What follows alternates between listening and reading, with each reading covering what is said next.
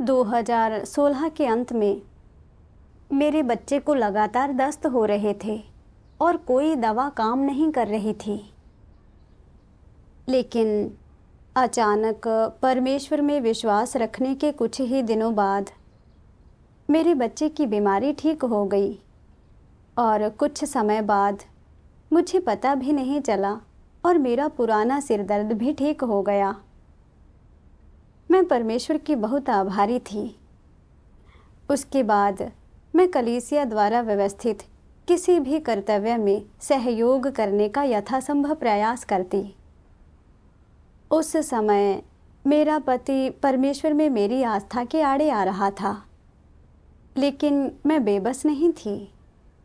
मुझे विश्वास था कि अगर मैं ईमानदारी से परमेश्वर में विश्वास रखकर अपने कर्तव्यों का पालन करती रहूँगी तो मुझे परमेश्वर के आशीष मिलते रहेंगे और मेरे पास बचाए जाने का अवसर होगा। अप्रैल 2020 में मुझे कलीसिया अगुआ के रूप में चुना गया और मैं और भी अधिक सक्रियता से सहयोग करने लगी। एक दिन कुछ महीने बाद भोजन के बाद मुझे बहुत थकान महसूस हुई और चक्कर आने लगे, तो मैंने अपना रक्तचाप जांचा और पाया कि यह 160 mmHg और 90 mmHg है। मुझे यकीन ही नहीं हुआ। सोचने लगी, मुझे पहले कभी उच्च रक्तचाप नहीं हुआ था, यह अचानक इतना अधिक क्यों बढ़ गया? चूंकि मैं अभी जवान थी, सोचा अगर ईमानदारी से अपने कर्तव्य निभाऊंगी तो परमेश्वर मेरी रक्षा करेगा और मेरा रक्तचाप यकीनन नीचे आ जाएगा। इसलिए मैंने बहुत बेबस महसूस नहीं किया और कुछ घरेलू दवाओं से ही अपना इलाज कर लिया। मार्च 2021 में मैंने फिर अपना रक्तचाप चेक कराया तो यह 185 mmHg और 128 mmHg था। डॉक्टर हैरान रह गया और बोला, आपका रक्तचाप बहुत ज़्यादा है, अगर बाइक वगैरह चलाती हैं तो सावधान रहें, गिरने का डर है। डॉक्टर की बात सुनकर मैं काफ़ी चिंता में पड़ गई और सोचा, उच्च रक्तचाप कई जटिलताओं का कारण बन सकता है। उच्च रक्तचाप के कारण कुछ लोगों के मस्तिष्क में रक्त जमा हो जाता है और अचानक उनकी मृत्यु हो जाती है। कुछ लोगों के मस्तिष्क तक रक्त नहीं पहुंच पाता है और वे लंगड़ा कर चलने लगते हैं और कुछ तो लकवाग्रस्त ही हो जाते हैं, अपनी देखभाल भी नहीं कर पाते। अगर मैं कहीं गिरकर लकवाग्रस्त हो गई तो क्या होगा? इन हालात में मैं यह सोचकर शिकायत करने लगी, मैंने हमेशा अपना कर्तव्य निभाया है, फिर मेरा रक्तचाप अभी भी इतना ज़्यादा क्यों आ रहा है? परमेश्वर ने मेरी रक्षा क्यों नहीं की? एक सुबह जब मैं उठी तो मुझे अचानक तेज चक्कर आने लगे। दोनों कंधों में बहुत दर्द हो रहा था और लग रहा था जैसे दिमाग की नसें खिंच रही हों। सिर हिलाने से भयंकर पीड़ा हो रही थी, जैसे सिर अभी फट जाएगा। ऐसा लग रहा था जैसे किसी भी वक्त रक्त कोशिकाएं फटेंगी और मेरी जान निकल जाएगी। मैं चेक कराने अस्पताल गई। डॉक्टर ने कहा कि गंभीर सर्वाइकल स्पॉन्डिलोसिस की वजह से सिर दर्द हो रहा है। इलाज के बाद थोड़ी राहत मिली, लेकिन मुझे अभी भी तेज चक्कर आ रहे थे और रह कर सिर दर्द कर रहा था। मैं यह सोचकर थोड़ी निराश हो चली थी कि मेरे तमाम प्रयासों और खुद को खपाने के बावजूद मेरी हालत सुधरने के बजाय बदतर क्यों होती जा रही है। अगर यही हालत रही तो किसी भी वक्त मेरी जान जा सकती है। बेहतर होगा कि मैं कोई एक ही तरह का काम करूं। उसमें अगुआ होने के मुकाबले कम थकान होगी और शायद मेरी हालत में भी सुधार हो जाए। हालांकि मैंने अपना कर्तव्य निभाना जारी रखा, लेकिन मैं बेचैनी और संकट की स्थिति में जी रही थी और मुझ में अपने कर्तव्यों के प्रति कोई दायित्व बोध नहीं था। सुसमाचार कार्य को अप्रभावी देखकर भी उसके कारणों का विश्लेषण करने या समस्याओं को हल करने की मेरी कोई इच्छा नहीं होती थी। बाद में मैंने कुछ घरेलू और उच्च रक्तचाप कम करने की दवाएं ली और मेरा रक्तचाप थोड़ा कम हो गया। लेकिन फिर भी मुझे फिक्र बनी हुई थी कि मेरी हालत फिर से ख़राब ना हो जाए और सोचती थी कि मेरे सारे प्रयासों और खुद को खपाने के बावजूद ना केवल मुझे कोई आशीष नहीं मिला, बल्कि मेरी सेहत और ज़्यादा बिगड़ रही थी। इसलिए मैं अब अगुआ के रूप में अपना कर्तव्य नहीं निभाना चाहती थी और सोचती थी कि कोई एक ही तरह का काम करना कम बोझिल होगा और मैं अपने स्वास्थ्य का भी बेहतर ख्याल रख पाऊंगी।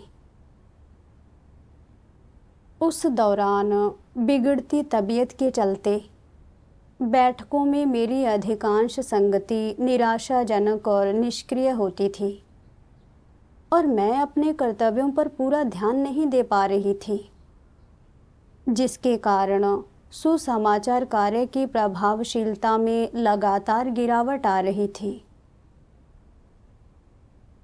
ऐसी स्थिति तब तक बनी रही जब तक कि उच्च स्तर के अगुवाओं ने यह कहकर मेरी काट-छाँट न कर दी कि मैं अपने कर्तव्यों में बहुत लापरवाही बरत रही हूँ और चेतावनी दी कि अगर मैंने पश्चाताप नहीं किया तो मुझे बर्खास्त कर दिया जाएगा।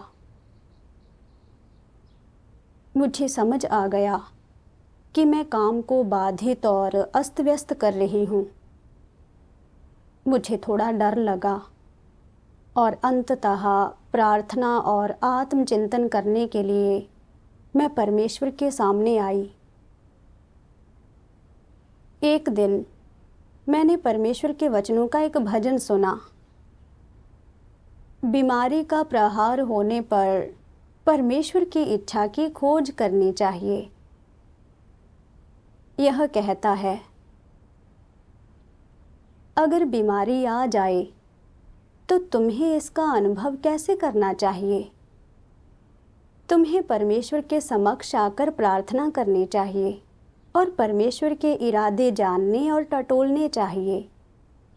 तुम्हें अपनी जांच करनी चाहिए कि तुमने ऐसा क्या कर दिया जो सत्य के विरुद्ध है और तुम्हारी कौन सी भ्रष्टता दूर नहीं हुई है। कष्ट भोगे बिना तुम्हारा भ्रष्ट स्वभाव दूर नहीं हो सकता है। कष्टों की आंच से तपकर ही लोग स्वच्छंद नहीं बनेंगे और हर घड़ी परमेश्वर के समक्ष रह सकेंगे। जब कोई कष्ट भोगता है तो वह हमेशा प्रार्थना में लगा रहता है।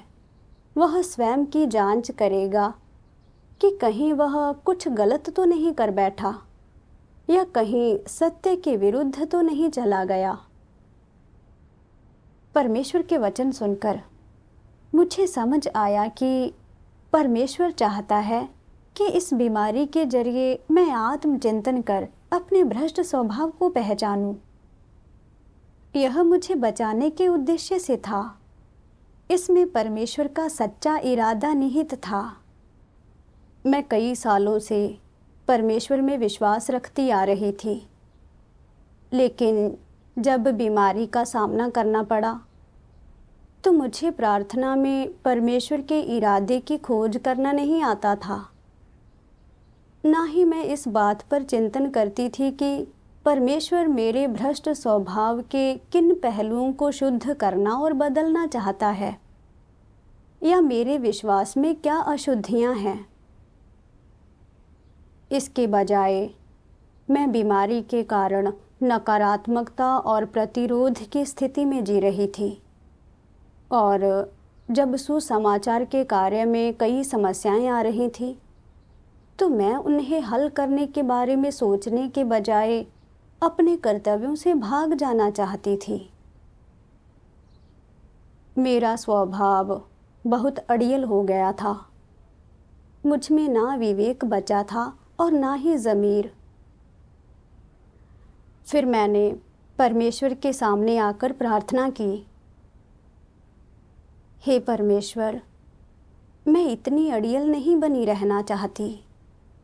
मेरा मार्गदर्शन कर ताकि मैं इस बीमारी से सबक सीख सकूं। बाद में मैंने अपनी समस्याओं का समाधान खोजा और एक अनुभवात्मक साक्ष्य वीडियो देखा जिसमें परमेश्वर के वचनों का एक अंश शामिल था जो मेरी अवस्था के लिए काफ़ी प्रासंगिक था। सर्वशक्तिमान परमेश्वर कहता है, परमेश्वर का अनुसरण करने वाले बहुत सारे लोग केवल इस बात से मतलब रखते हैं कि आशीष कैसे प्राप्त किए जाएं या आपदा से कैसे बचा जाए। जैसे ही परमेश्वर के कार्य और प्रबंधन का उल्लेख किया जाता है, वे चुप हो जाते हैं और उनकी सारी रुचि समाप्त हो जाती है। उन्हें लगता है कि इस प्रकार के उबाऊ मुद्दों को समझने से उनके जीवन के विकास में मदद नहीं मिलेगी या कोई लाभ प्राप्त नहीं होगा। परिणाम स्वरूप भले ही उन्होंने परमेश्वर के प्रबंधन के बारे में सुना होता है, वे इसके साथ गैर गंभीर तरीके से पेश आते हैं।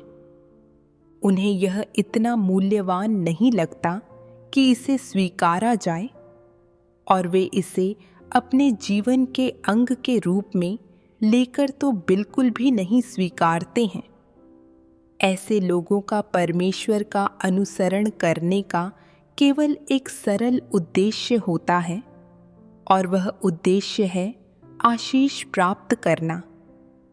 ऐसे लोग ऐसी किसी भी दूसरी चीज़ पर ध्यान देने की परवाह नहीं कर सकते जो इस उद्देश्य से सीधे संबंध नहीं रखती। उनके लिए आशीष प्राप्त करने के लिए परमेश्वर में विश्वास करने से ज़्यादा वैध उद्देश्य और कोई नहीं है। यह उनके विश्वास का असली मूल्य है। यदि कोई चीज़ इस उद्देश्य को प्राप्त करने में योगदान नहीं करती, तो वे उससे पूरी तरह से अप्रभावित रहते हैं। आज परमेश्वर में विश्वास करने वाले अधिकांश लोगों का यही हाल है। उनके उद्देश्य और इरादे न्यायोचित प्रतीत होते हैं, क्योंकि जब वे परमेश्वर में विश्वास करते हैं तो वे परमेश्वर के लिए स्वयं को खपाते भी हैं, परमेश्वर के प्रति समर्पित होते हैं और अपना कर्तव्य भी निभाते हैं। वे अपनी जवानी न्यौछावर कर देते हैं, परिवार और आजीविका त्याग देते हैं, यहाँ तक कि वर्षों अपने घर से दूर व्यस्त रहते हैं।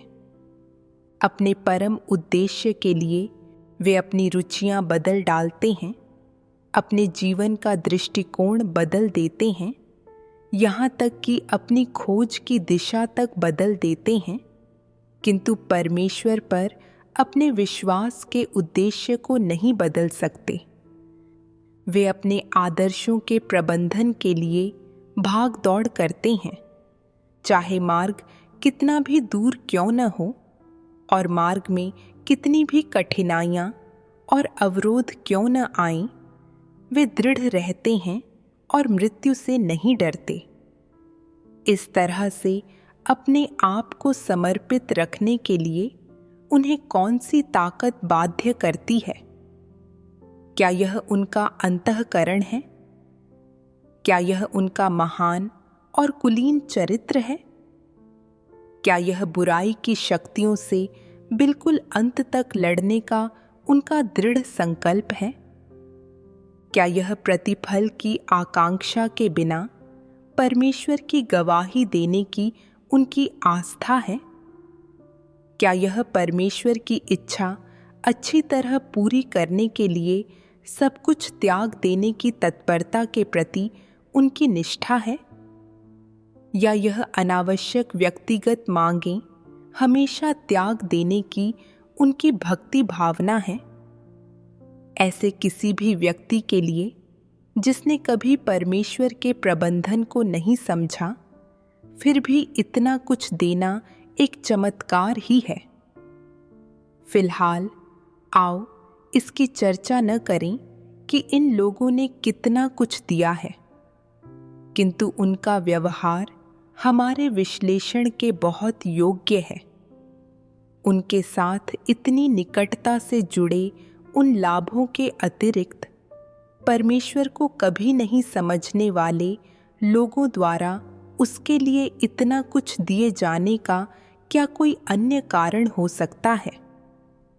इसमें हमें पूर्व की एक अज्ञात समस्या का पता चलता है। मनुष्य का परमेश्वर के साथ संबंध केवल एक नग्न स्वार्थ है। यह आशीष लेने वाले और देने वाले के मध्य का संबंध है। स्पष्ट रूप से कहें तो यह एक कर्मचारी और एक नियोक्ता के मध्य का संबंध है। कर्मचारी केवल नियोक्ता द्वारा दिए जाने वाले प्रतिफल प्राप्त करने के लिए कठिन परिश्रम करता है। इस प्रकार के हित आधारित संबंध में कोई स्नेह नहीं होता, केवल एक लेन देन होता है। प्रेम करने या प्रेम पाने जैसी कोई बात नहीं होती, केवल दान और दया होती है। कोई समझ नहीं होती, केवल असहाय दबा हुआ आक्रोश और धोखा होता है। कोई अंतरंगता नहीं होती, केवल एक अगम खाई होती है। परमेश्वर खुलासा करता है कि हालांकि बहुत से लोग अपने कर्तव्य निभाते हैं, त्याग करते हैं, स्वयं को खपाते हैं और कार्य में व्यस्त रहते हैं, वे देखने में परमेश्वर के प्रति समर्पित और उसे संतुष्ट करते हुए भी नजर आते हैं, लेकिन असल में उनके अपने इरादे होते हैं और वे आशीष पाने के अपने लक्ष्य को हासिल करने के लिए परमेश्वर का इस्तेमाल और उससे सौदेबाजी करने का प्रयास करते हैं। मैंने इस बात पर चिंतन किया कि कैसे जब से मैंने अंत के दिनों में परमेश्वर के कार्य को स्वीकार किया है, मेरे बच्चे की बीमारी ठीक हो गई और मेरा पुराना सिर दर्द भी ठीक हो गया, और इसलिए मैं अपने कर्तव्यों में सक्रिय हो गई। और जब मेरे परिवार ने मेरे रास्ते में आने की कोशिश की, तब भी मैं पीछे नहीं हटी। मैं यह मानती थी कि अगर मैं पूरी मेहनत से अपने कर्तव्यों का निर्वहन करूंगी, तो मुझे भविष्य में परमेश्वर का अनुग्रह और आशीष प्राप्त होगा और अंततः बचा ली जाऊंगी। यह पता चलने के बाद भी कि मुझे उच्च रक्तचाप है, मैंने अपना कर्तव्य नहीं छोड़ा, चाहे वह कितना भी मुश्किल या थका देने वाला काम ही क्यों ना हो। मैं देर रात तक काम करने को तैयार रहती थी। मुझे यकीन था कि अगर मैं अपने कर्तव्यों के प्रति निष्ठावान रहूं, तो परमेश्वर मेरी बीमारी ठीक कर सकता है। जब मेरी हालत में सुधार नहीं हुआ और तबीयत बिगड़ती चली गई, तो मैंने गलत समझा और शिकायत की, और मैंने सुसमाचार कार्य में आने वाली समस्याओं को नज़रअंदाज कर दिया। यहाँ तक कि एक अगुआ के रूप में अपने कर्तव्यों को त्यागने के बारे में भी सोच रही थी। मैंने देखा कि मेरे वर्षों का त्याग और खुद को खपाना एक सृजित प्राणी का कर्तव्य अच्छे से पूरा करने के लिए नहीं था, बल्कि भविष्य के आशीषों, अच्छे गंतव्य और परिणाम की सौदेबाजी करने के लिए परमेश्वर का इस्तेमाल करने का प्रयास था। परमेश्वर के साथ मेरा रिश्ता केवल एक कर्मचारी और नियोक्ता का और पूरी तरह से सौदेबाजी का था। बाद में मैंने परमेश्वर के वचनों का एक और अंश पढ़ा। सर्वशक्तिमान परमेश्वर कहता है, जिनके हृदय में परमेश्वर है, उनकी चाहे किसी भी प्रकार से परीक्षा क्यों न ली जाए, उनकी निष्ठा अपरिवर्तित रहती है। किंतु जिनके हृदय में परमेश्वर नहीं है, वे अपनी देह के लिए परमेश्वर का कार्य लाभदायक न रहने पर परमेश्वर के बारे में अपना दृष्टिकोण बदल लेते हैं, यहाँ तक कि परमेश्वर को छोड़कर चले जाते हैं। इस प्रकार के लोग ऐसे होते हैं जो अंत में डटे नहीं रहेंगे, जो केवल परमेश्वर के आशीष खोजते हैं और उनमें परमेश्वर के लिए अपने आप को व्यय करने और उसके प्रति समर्पित होने की कोई इच्छा नहीं होती। ऐसे सभी अधम लोगों को परमेश्वर का कार्य समाप्ति पर आने पर बहिष्कृत कर दिया जाएगा और वे किसी भी प्रकार की सहानुभूति के योग्य नहीं हैं। जो लोग मानवता से रहित हैं, वे सच में परमेश्वर से प्रेम करने में अक्षम हैं। जब परिवेश सही सलामत और सुरक्षित होता है या जब लाभ कमाया जा सकता है, तब वे परमेश्वर के प्रति पूरी तरह से आज्ञाकारी रहते हैं। किंतु जब जो वे चाहते हैं उसमें कमी बेशी की जाती है या अंततः उसके लिए मना कर दिया जाता है, तो वे तुरंत बगावत कर देते हैं। यहाँ तक कि एक ही रात के अंतराल में वे अपने कल के उपकारियों के साथ अचानक बिना किसी तुक या तर्क के अपने घातक शत्रु के समान व्यवहार करते हुए एक मुस्कुराते उदार हृदय व्यक्ति से एक कुरूप और जघन्य हत्यारे में बदल जाते हैं। यदि इन पिशाचों को निकाला नहीं जाता तो ये पिशाच बिना पलक झपकाए हत्या कर देंगे, तो क्या वे एक छिपा हुआ खतरा नहीं बन जाएंगे? परमेश्वर के वचनों से मैंने जाना कि जिस व्यक्ति के हृदय में परमेश्वर है, वह जानता है कि सब कुछ परमेश्वर से आता है, चाहे उसे आशीष मिले या दुर्भाग्य झेलना पड़े। वह परमेश्वर के आयोजनों और व्यवस्थाओं के प्रति समर्पण करने में सक्षम होता है। ठीक वैसे ही जैसे परीक्षणों के दौरान जब अयूब की भेड़ बकरियां और गाय बैल छीन लिए गए, उसके बच्चे मर गए और उसका सारा जिस्म घावों से भर गया, तो भी उसने परमेश्वर के बारे में शिकायत नहीं की या उसका त्याग नहीं किया, बल्कि परमेश्वर की स्तुति की। यहोवा ने दिया और यहोवा ही ने लिया, यहोवा का नाम धन्य है। अयूब को परमेश्वर पर सच्ची आस्था थी और उसके पास परमेश्वर का भय मानने वाला हृदय था। मैंने उसकी तुलना अपने व्यवहार से की। परमेश्वर का कार्य स्वीकारने के बाद मेरे बच्चे की बीमारी ठीक हो गई थी और मेरा पुराना सिरदर्द भी ठीक हो गया था। मुझे परमेश्वर का अनुग्रह प्राप्त हुआ और मेरे अंदर खुद को खपाने का उत्साह पैदा हुआ। लेकिन जब मेरी बीमारी और अधिक गंभीर हो गई और मुझे मनचाहा आशीष नहीं मिला, तो मैं तुरंत परमेश्वर के विरुद्ध हो गई और उसके बारे में शिकायत करने लगी। मेरे अंदर अपने कर्तव्यों के प्रति दायित्व बोध नहीं रहा और मैंने कलीसिया के हितों की बिल्कुल परवाह नहीं की। मैंने केवल अपने निजी हितों पर विचार किया, केवल परमेश्वर से आशीष और लाभ पाना चाहा। और जब मुझे वे नहीं मिले तो मैं नकारात्मक और लापरवाह हो गई और परमेश्वर का विरोध करने लगी। मुझे लगा कि मैं कितनी घृणित और स्वार्थी हूँ। मुझ में मानवता और विवेक की कमी है। अगर मैं इतनी ही अड़ियल बनी रही तो अंततः परमेश्वर मुझे तिरस्कृत कर हटा देगा। बाद में मैंने परमेश्वर के और भी वचन पढ़े।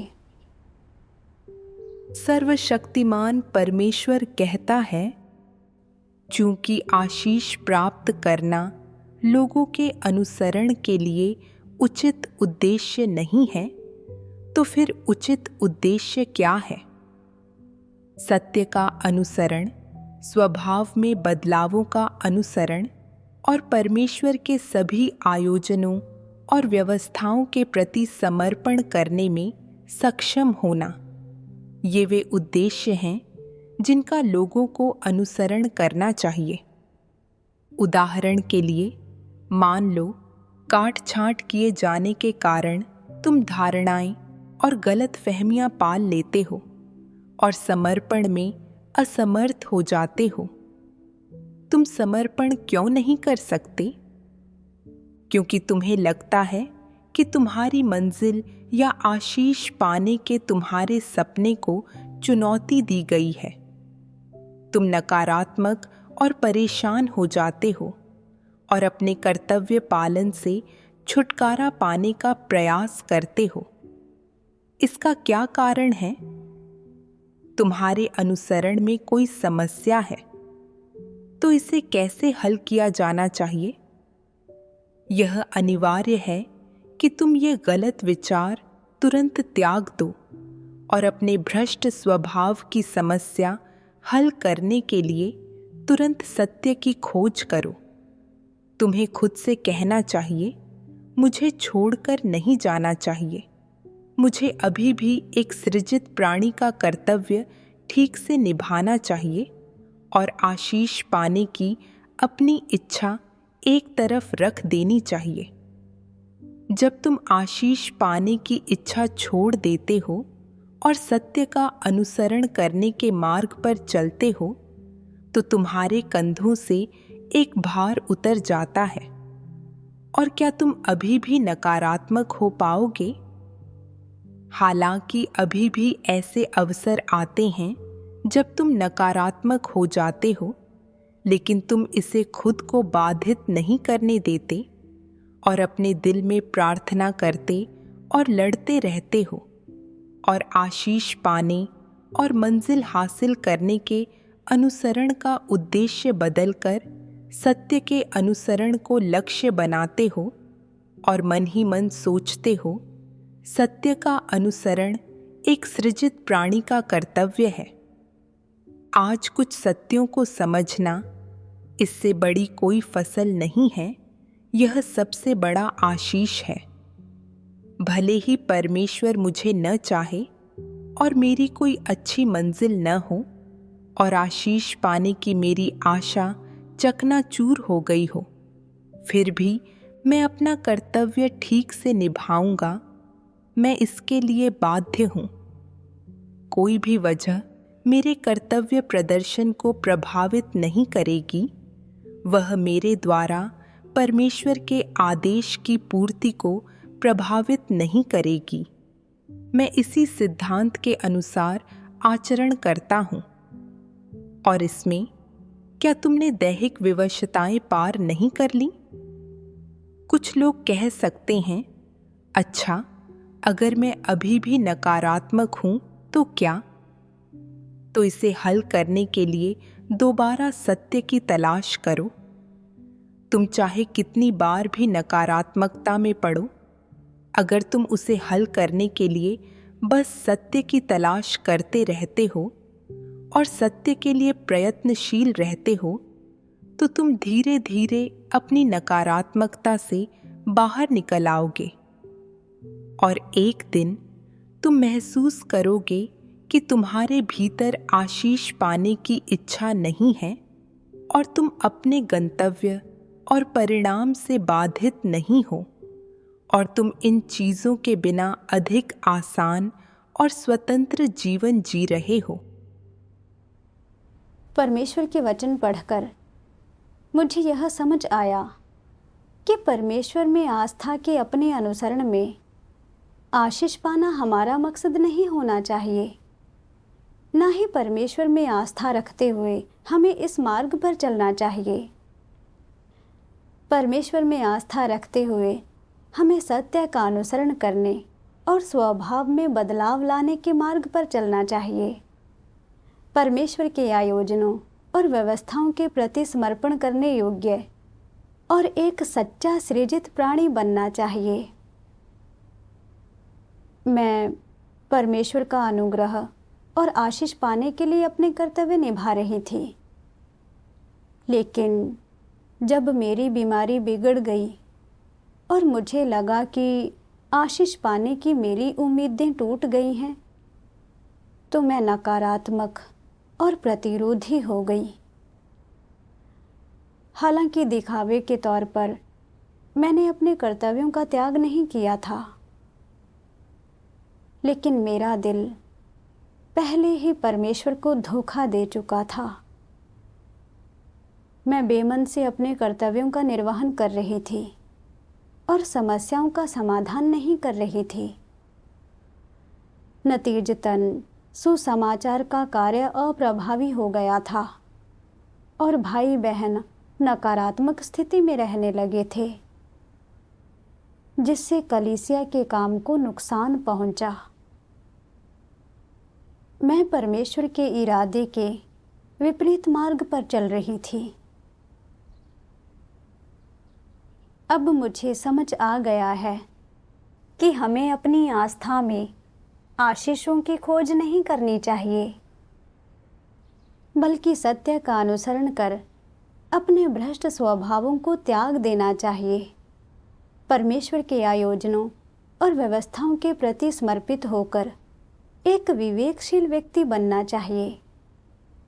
अय्यूब की तरह, जिसने परमेश्वर की धार्मिकता की स्तुति की, चाहे उसे आशीष मिले या दुर्भाग्य सहना पड़ा, वह परमेश्वर के प्रति सच में समर्पित था और एक बेहद विवेकशील व्यक्ति था। आगे बढ़ते हुए मैं अनुसरण के बारे में अपने गलत विचारों को सुधारने, परमेश्वर के आयोजनों और व्यवस्थाओं के प्रति समर्पण करने और एक सृजित प्राणी के रूप में अपने कर्तव्यों को अच्छे से पूरा करने के लिए तैयार हो गई। जहाँ तक मेरी बीमारी का सवाल है, मैं सामान्य दवा और इलाज जारी रखूंगी, अपने आहार पर ध्यान दूंगी और उचित व्यायाम करूंगी। जब मैंने आशीष पाने की इच्छा छोड़ दी, तो मुझे बहुत अधिक सहजता महसूस हुई और मैं अपने कर्तव्यों के प्रति अधिक प्रेरित हुई।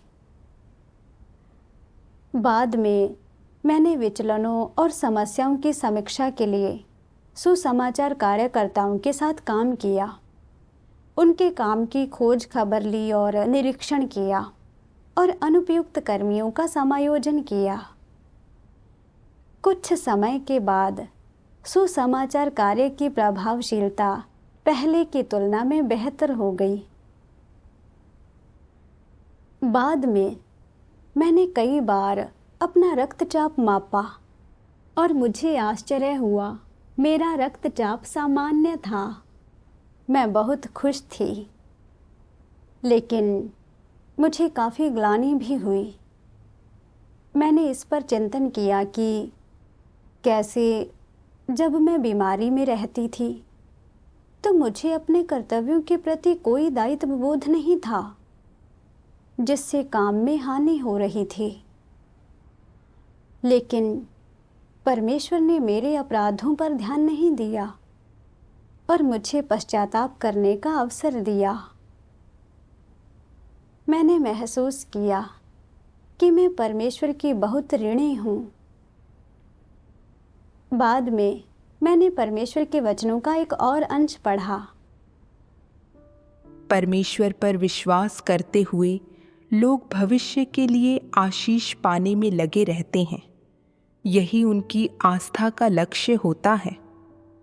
सभी लोगों की यही अभिलाषा और आशा होती है, लेकिन उनकी प्रकृति की भ्रष्टता परीक्षणों और शोधन के माध्यम से दूर की जानी चाहिए। तुम जिन जिन पहलुओं में शुद्ध नहीं हो और भ्रष्टता दिखाते हो, उन पहलुओं में तुम्हें परिष्कृत किया जाना चाहिए। यह परमेश्वर की व्यवस्था है। परमेश्वर तुम्हारे लिए एक वातावरण बनाकर उसमें परिष्कृत होने के लिए बाध्य करता है, जिससे तुम अपनी भ्रष्टता को जान जाओ।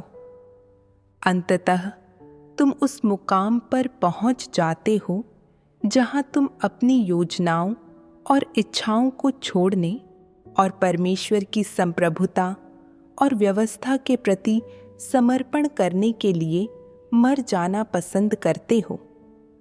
इसलिए अगर लोगों का कई वर्षों तक शोधन न हो, अगर वे एक हद तक पीड़ा न सहें, तो वे अपनी सोच और हृदय में देह की भ्रष्टता की बाध्यताएं तोड़ने में सक्षम नहीं होंगे।